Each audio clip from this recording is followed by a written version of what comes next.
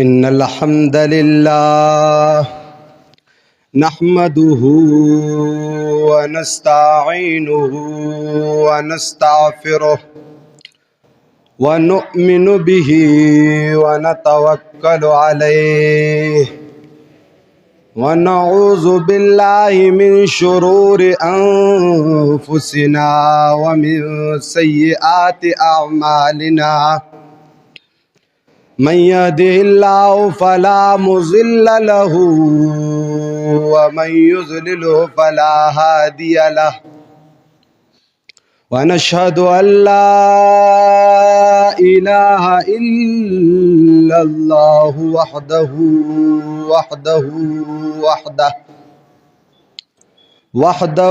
لا شريك له ولا وزير له ولا مشير له وحده لا شريك له ولا مثل له ولا مثال له وحده لا شريك له ولا أصل له ولا فرع له وحده لا شريك له ولا ولد له ولا والد له وحده لا شريك له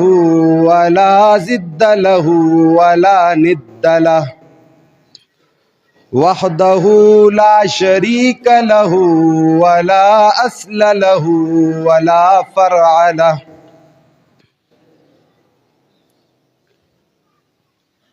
أما بعد فأعوذ بالله من الشيطان الرجيم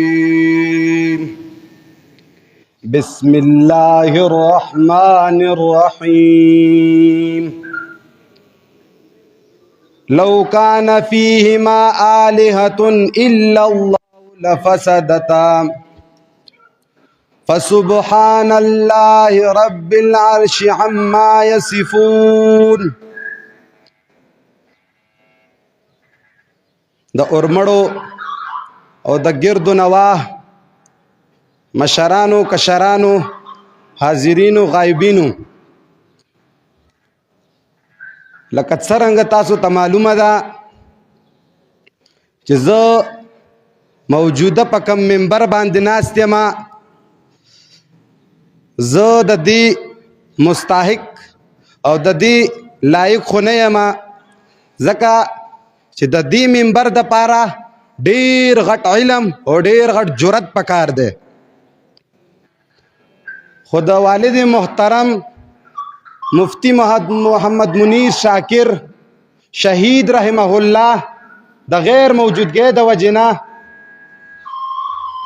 زنن د مشرانو په مشورې باندې د مفتی صاحب په منبر باندې ناسیم ضمیر مالت اجازت نه راکوي د دې ځای په کېناستو باندې خو زما د والد محترم چې کوم میشن و د هغې میشن د پرېښستو اجازت هم نه راکوي زما والد محترم به د دې ځای نه د دین اور قرآن دعوت چلولو خو چونکې نن هغه شته نه الله ډېر په درون استقبال باندې ځان ته راوغوښتلو د دنیا خو داسې ده که انسان هر څومره معزز او هر څومره غټې مرتبې والا شي نو الله تعالی یو مقرره نیټه ورته ایښې وي چې الله تعالی هغه نیټه پوره شي نو بنده ځان له راوغواړي نو چونکې د هغې د وجې نه زه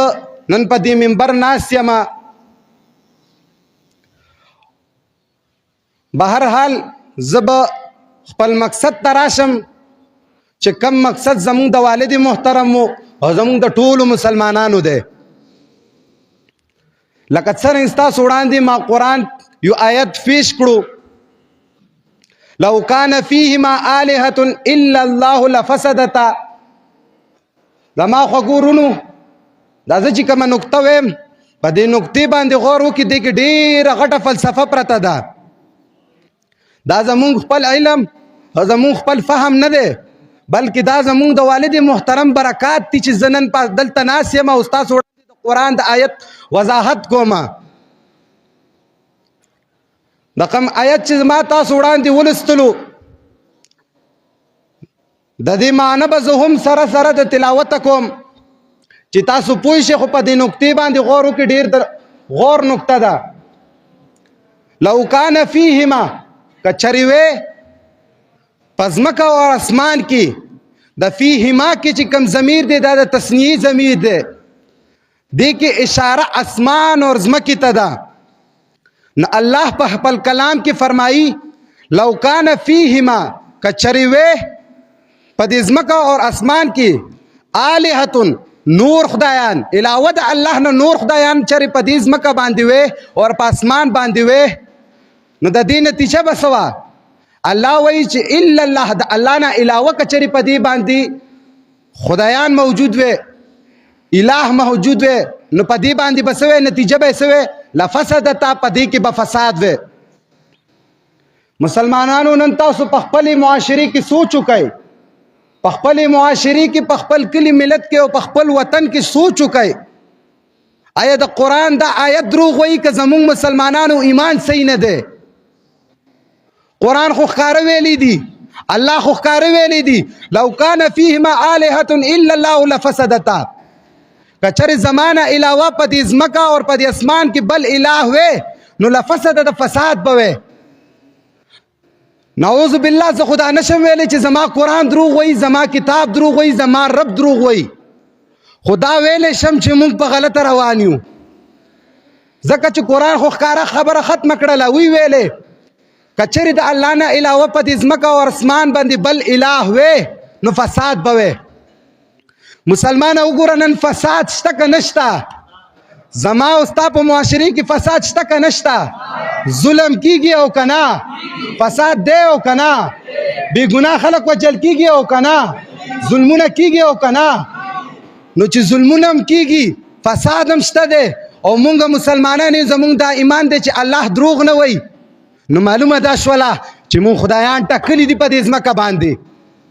مونږ خدایان ټاکلي دي، معین کړي دي، خاص کړي دي الله نه علاوه. ځکه فساد په دې ځمکه کې دی، ځکه فساد په دې ځمکه کې دی، ځکه چې د الله د دې کلام نه خطا مونږ روان یو. الله خو خبره ختمه کړې ده چې زمانه علاوه وې، خو ای مسلمانه چې تا نه وي ټاکلي دا فساد څه کوي؟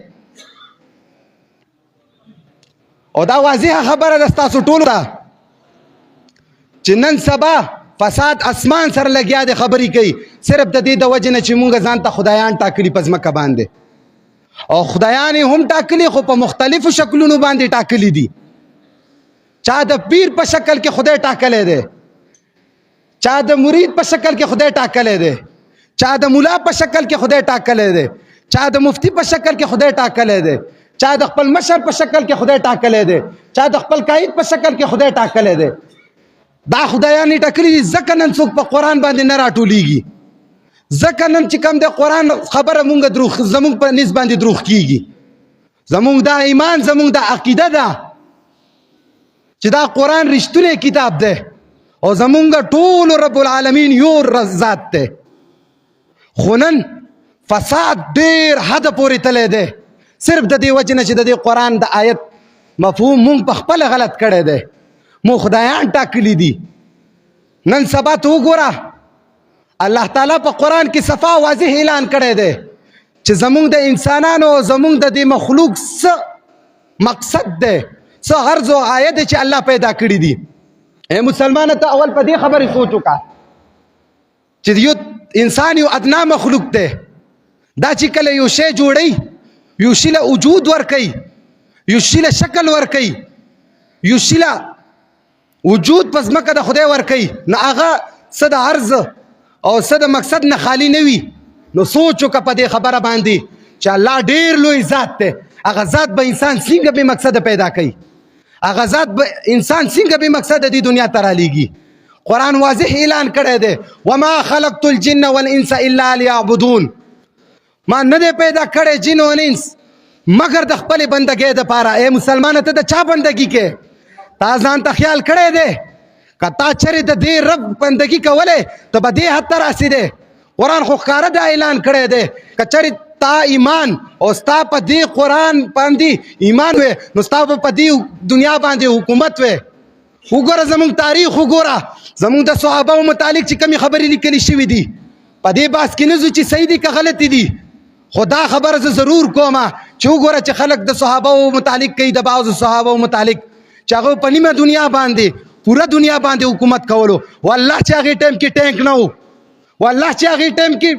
ډرون نه و، والله چې هغې ټایم کې ټیکنالوژي نه وه. هغې ټایم کې څه شی و مسلمانه؟ تاسو نه جواب غواړم. خالص قرآن او قرآن په دې معنی نه و چې دا نن سبا په کومه معنی دی چې په جومات کې په المارۍ کې پروت دی، په کور کې په المارۍ کې پروت دی، بلکې قرآن په هغه زمانه کې په دې معنی باندې و چې سینو کې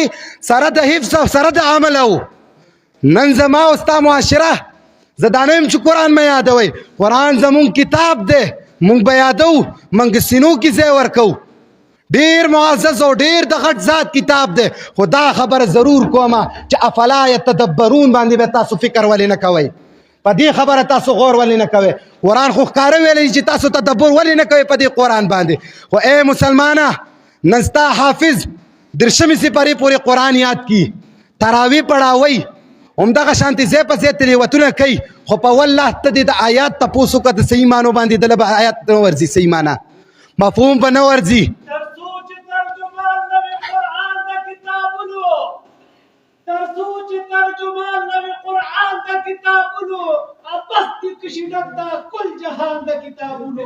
ماشاءالله ماشاءالله چې نن فساد د دنیا ډیر حد ته رسیدلی دی او د دې وجې نه رسیدلی دی چې مونږ خدایان ټاکلي دي او هغو خدایانو چې کومه طریقه مونږ ته ښودلې ده، کم مقصد د قرآن مونږ ته ښودلی دی، په کم شان مونږ ته ښودلی دی، په هغې طریقې باندې زما او ستا معاشره عامي طالب مولا مفتی دا روان دی او د هغې د وجې نه د هغې مقصد ته نه رسي. قرآن خو ښکاره دا خبره کړې ده که چېرې تا په ما باندې اتفاق و. الله بار بار دا ناره کوي، قرآن بار بار دا ناره کوي واعتصمو، ونیسئ، راټینګه کوئ، اتفاق وکئ په څه شي باندې؟ بحبل الله جمیعا، په رسۍ د الله باندې. څوک څوک را جمع شئ، کومه فرقه را جمع شئ، کم جماعت را جمع شئ، تخصیص نه دی کړی. الله تعالی ویلی دي جمیعا ټول را جمع شئ، ولا تفرقو، ولا تفرقو. په جماعتونو کې مه ځئ، په تنظیمونو کې مه ځئ. قرآن واضح اعلان کړی واعتصموا بحبل الله جميعا ولا تفرقوا. لیکن اے مسلمانه زما او ستا نن په دې قرآن باندې عمل شته؟ زما او ستا په دې آیات باندې عمل شته؟ اے مسلمانه الله نه خوف وکړه، ته الله پیدا کړی د دې دپاره واضح درته ویلي چې وما خلقت الجن والانس الا لیعبدون، او تا ته دا هم ویلي چې واعتصموا بحبل الله جميعا ولا تفرقوا. لیکن نن ته کوم حد ته ورسېدلې، نن ته کم حدودونه تیر شولې. دا ظالم چې په مونږ ظلم کوي، دا بعضې غټ غټ خلک چې په مونږ ظلم کوي، ظلم ضروري دا نه ده چې تا وولي، ضروري دا نه چې تا ویني کی، خو چې د قرآن سره کم خیانت ملا شروع کړی دی، قرآن سره چې مفتی کم خیانت شروع کړی دی، قرآن سره چې ملا کم خیانت شروع کړی دی، د دې نه غټ بټ ظلم شته؟ د دې نه غټ ظلم بل شته؟ اے مسلمانه قیامت په ورځ باندې په یو روایت کې ما لیده، صحیح او غلط به ورته نه ویم، خو قرآن سره یې ټکراو نشته، چې کله الله تعالی د ټول انسانانو نه روحونه قبض کی نو د مرګ ملایکې ته به ووایي چې کم قوت الله پیدا کړی دی د انسان نه د ساه اغوستلو، د روح اغوستلو، هغې ته به ووایي چې څوک په ځمکه د خدای زما نه علاوه پاتې شول. هغه ورته وویلې چې زمونږ د روایاتو مطابق دا نه یم چې قرآن ویلی دي چې څلورو فرشتو چې کوم عرش نیولی دی ای الله هغه پاتې دي. هغه ورته چې هغې نه م روح قبض که، هغې نه یې واغوستو. بیا ورته وایي ای ملایکې څوک پاتې شل؟ هغه ورته چې صرف زه پاتې شوم یا رب العزت ته پاتې شولې. هغه ورته تا ته م حکم دی چې تا نه م دا اختیار واغوستلی شي. دې خبرو ته زه صحیح نه ویم، خو تاسو ته صرف د فهم په اعتبار باندې دا خبره کوم چې مازغو ته م دا خبره کوزه شي. نو سوچ وکئ په هغه روایت کې دا راځي د هغې نه بعد چې الله به ودرېږي او اواز به وکړي چا لره د بادشاهي، چا لره د خدایي، چا لره د نن په دې ورځ باندې اختیار. ای فرعونه چېرته یې ته؟ اے ابو جهل چرته ایته، اے ظالمه چرته ایته، اے پلانکیه چرته ایته، اے پلانکیه چرته ایته. کم سړی چې ځان د خدای د درجې نه نن سبا ټایم کې بره ساتلی دی، یا د خدای سره برابر کړی، یا ظلم کړی دی، یا یې چیشم کړي دي. سوچ وکړه د هغې سړي په هغې ورځې باندې څه حل وي. مونږ ټولو دا دعوه ده چې الله ډېر غفور الرحیم ذات دی. مونږ د ټولو دا دعوه ده چې الله تعالی ډېر رحم دله دی. ولې مونږ ګورو مونږ څومره ګناهګار یو، مونږ کمې ګناه دي نه چې ونه کړې، مونږ کم ظلمونه دي نه چې ونه کړه، خو باوجود د هغې باندې اسمان په مونږ را پرېوتی دی، ځمکه زمونږ نه تلې ده، ځمکه په مونږ الټه شوې ده. بادشاهي چا لره؟ صرف یو الله لره ده. کم الله لره چې قهار دی. سوچ کو چې یو سړی په مهربانۍ باندې تا باندې کمی کمی خبرې کم څه دي نه چې په تا یې رحم کړی دی، نو چې هغه غضب ته واوړي په تا به څه کوي؟ اے فرعون، اے ابو جهله، زما والد محترم خبره کوله چې یو سړي پوسټ شیر کړی، خو زه به د خپل والد محترم خبره نقل کم چې بعضې خلک په دې وخت کې مولا دی که مفتی دی که شیخ دی د منبر چې کم سړی دی هغه دا خبره کوي چې فرعون داسې و، فرعون لاندې و، فرعون باندې و، ابو جهل داسې و، نمرود داسې و. خو نن سبا موجوده دور کې چې کم فرعونیان دي، اگر چې هغه د شیخ په شکل کې دي، اگر چې هغه د مفتی په شکل کې دي، اگر چې هغه د ملا په شکل کې دي، څه ونه کړل، د خلکو نظریې کم ځای ته ورسولې، څومره اختلافات پیدا کړل، څومره خپلو منځو کې دوری پیدا کړله. زما بعضې ملګري بار شته دي او زما د والد محترم مونږ ورسره ناسته پاسته کوله، الله دې شهادت قبول کړي. هغه ته به خلک راغله خبره به یې کوله چې مفتي صاحب اغیار که اسمان سره خبرې کوي هسې به یې نه کوي. خو نن سبا ټول نه زیات ظلم، نن سبا ټول نه زیات کفر، نن سبا ټول نه زیات شرک زموږ په پاکستان کې کیږي. قسم پاله چې پنجپیرې د جمعیتي جماعت ته نه دننه کیږي، اهل حدیث د دیوبندي جماعت ته نه دننه کیږي، شیعه د بل جماعت ته نه دننه کیږي. اے مسلمانان، اختلافات په خپل ځای باندې سینو کېږي د خپل اختلافات کم ځای ته ورسېدی، ټوکړې ټوکړې شوی، ښځې هم بېعزته شولې، سړي هم بېعزته شول، پردې هم خرابې شولې. زما مولا الله دې ورته هدایت وکړي. دا بار بار چې زما والد محترم مولا یادولو، مولا دشمن نه و،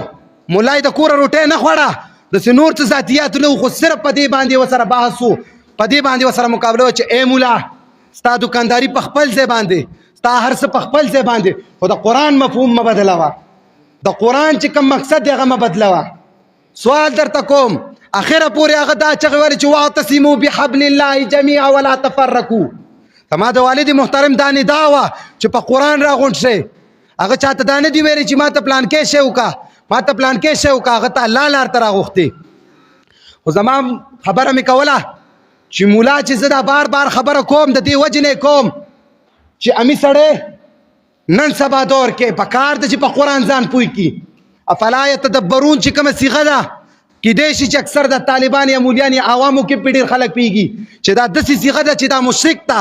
کافر ته، مسلمان ته، مؤمن ته، ټولو ته مشترکه ده، ټولو ته پکار دی چې تدبر پې وکړي. ولې چې الله اگر چې مونږه کفار وایي چې زمونږ نه دی، خو په حقیقت کې خو د کفار رب دی که نه دی؟ قیامت په ورځ به حساب کتاب کوي او ورسره که نه به کوي. نو مسلمانو ته پکار دی چې تدبر وکړي، او تدبر یې نه دی کړی. مولا امي کوم ځای ته رسولی دی، طالب کم ځای ته رسولی دی، طالب دې حد ته رسولی دی، امي دې حد ته رسولی دی. فلسطین کې څومره ښځې بې حیا او بې عزته شولې، څومره خلک بې قدره شول، څومره کورونه ړنګ شول. او زموږ پاکستاني نه به چې کومه خبره وکړله د هغې ذهن مولا داسې جوړ کړی و چې ته مسواک وکړې تا ته د سلو شهیدانو ثواب میلاویږي. مازغه خراب دي چې کم سړی هغه ځي فلسطین کې یا افغانستان کې یا په خپل پاکستان کې بعضې ځینو کې اختلافات ختمولو کوشش کوي. نه، ولې به یې وکړي؟ واضحه خبره د هغه خو ښکاره ویلي دي چې په سلو شهیدانو ثواب په یو مسواک باندې دی. او داسې که چېرې تاسو د بعضې کتابونه د مخلوق کلاو کړو، لکه څرنګه چې فضایل اعمال دی بد نه ویم، بعضې داسې روایت پکې شته چې قرآن سره اتفاق راځي، خو دومره مسله یې جوړه کړې د امت ته دی مولا، دومره مسله یې جوړه کړې د مفتی، دومره مسله یې جوړه کړې د شیخ چې نن مسلمان په یو ځای د راجمع کېدو سوچ هم نه کوي. زما والد محترم مفتی محمد منیر شاکر شهید رحمه الله متعلق به زه خبره وکم. هغه وجلې شو شهید کړلې شو الله دې شهادت قبول کړي ډېر خپل مرګ وته راغو په والله مرګرو دا بعضې کم ملمانې دي خیر دې زموږ د کسانو نه تپوس وکئ زما والد وو زما سرمایه وه زما د سر سوری او قسم دی چې ما نه لاړو ما نه دي جړلي زما د سترګې کې به اوښکه څوک ثابته نه کړي خو صرف په یو ټایم کې مې وجړل صرف په یو ټایم کې هغه م انساني خفګان چې انسان فطرت کم دی چې خفګان کوي هغه خفګان ما په هغه ټایم کې وکړو چې کم ټایم کې زه د والد محترم قبر ته کوز شوم همت خو زما دومره نه و چې ما والد محترم په خپله دفن کړی وی همت دومره زما نه و چې زما د والد محترم جسد ما قبر ته سپارلی وی قبر کې مې کار کړی خو دیدار مې کولو دیدار مې د والد محترم کولو په دې ټایم کې شاته نه عمرګري په داسې پملا راته لاس کې خوستلو پملا راته لاس کې خوستلو او ماته د خپل والد محترم د شهید رحمه الله تکې لاس کې راکړلې پرم مې دې قسم چې مال کمزور را کو یو رب ته پته ده خو سینې له مې بیا هم جړه به تاسو لیدلي چې ما ډېر نه دي جړلي هغه ټایم کې ولې چې ما تسلي وه په زړه باندې چې زما والد محترم کتلی دی دې دنیا نه په غیرت په جرت د قرآن په دعوت د الله په نوم په توحید باندې تللی دی د هغه څه په جایداد باندې چا سره لانجه نه وه د هغه په ځمکې باندې چا سره لانجه نه وه هغه د الله دا کتاب خلکو ته ښودلو چې اے مسلمانه دې کتاب ته راشه دا اصل کتاب دی په دې باندې فیصله وکړه په دې باندې خپله نظریه وکړه عقیده پیش کړه ایا ستا د نظریه عقیده دې سره تعلق ساتي دې قرآن چغې ډېرې ووالې د مفتی په شکل کې د مولا په شکل کې د مفتی منیر شاکر رحمه الله په شکل کې چې واعتصموا بحبل الله جميعا ولا تفرقوا لیکن اے مسلمانه چغې دې وانه اورېدې په ټایم باندې اے مسلمانه نور قیمتي غمی د سره دي د نر روان دي اے مسلمانه زه ته اتفاق دا اختلاف ختم کا زما مفتیانو ته زما علماو ته زما شیخانو ته درخواست ورته کوم چې اے مولا اے مفتی اے شیخه اختلافات په خپل ځای باندې په تندري والا فروعي مسایل اختلاف دي په فروعي مسایل باندې ته وې چې تا خدای نه نیسي په فروعي مسایل باندې څوک کافر کیږي نه اے مسلمان چې په خپل دا خبره کې په خپل مولا چې ته دا خبره کې چې په فروعي مسایل باندې څوک کفر ته نه وځي ولی مسلمان یو ځای ته نه راولي خپل والد محترم چې زه کله قبر ته کوز شم نو مال په ملا لاس کې خوستلی شو چې ما شاته راوکتو مالی د والد محترم تکې لاس کې راکې والله چې ډېر درد مې په ځان باندې برداشت کو صرف د دې وجې نه چې دا د دې رب دپاره تلی دی دا د دې کلام دپاره تلی دی چې کوم کلام مونږ ته دا خبره کړې ده چې وما خلقت الجن والانس الا لیعبدون خو زما والد محترم په هغې عمل وکړو او الله ځان ته وغوښتو خو چې ما هغه تکې د خپل والد محترم زما ورور ته ورکړي او کفن کې وسره بند کړلی نو چې کله والد محترم باندې دفن کولو او خاوره پې اچوله په والله چې ما له هغې ورځې ډېر زور راکړو په دې مسله باندې نه چې زما والد محترم دی ما به اکثر مدرسو کې طالبانو سره په دې بحث و چې په والله ملګریه زه په دې خبره باندې زه مفتي منیر شاکر په هر دلیل کې په هره خبره کې نه ذکر کوم چې زما پلار دی زه تی پیدا یم بلکې والله چې مفتی منیر شاکر ذکر چې زه کوم صرف د دې وجې نه کوم چې هغه په قرآن نن سبا وخت کې صحیح ولاړ دی هغه قرآن تفسیر بالقرآن کولو هغه وضاحت د قرآن په دې قرآن باندې کولو د مخلوق کتابونه ورته چې کم د ذریعه نه و جوړه کړې نن قرآن دومره مظلومه دی د دې مظلومیت دپاره زه والد محترم چې کومه ستړې کوله چې نن قرآن دومره مظلومه دی چې کم تفسیر کم خبره کړې د قرآن د هغې نه خوا دې خوا نه شي تلی چې کم مفسر کم خبره کړې قرآن د هغې نه خوا دې خوا نه شي تلی چې کم محدث کم خبره کړې د قرآن نه خوا دې خوا نه شي تلی ولې اے مسلمانه دې حد ته ولې ورسېدو دا خلک دې حد ته ولې ورسېدل دا عوام دې حد ته ولې ورسېدل دا مسلمان دې حد ته ولې ورسېده تا خو خدای هم یو دی تا خو رب هم یو دی تا خو کتاب هم یو دی خو باوجود د هغې ستا اوسه پورې اتفاق رانغلو باوجود دا غستا اوسه پوری په یو قرآن او په یو احادیث صحیحه باندې ټول باندې ادم صحیحه باندې چې کوم قرآن سره موافقت خوري ټکراو نه خوري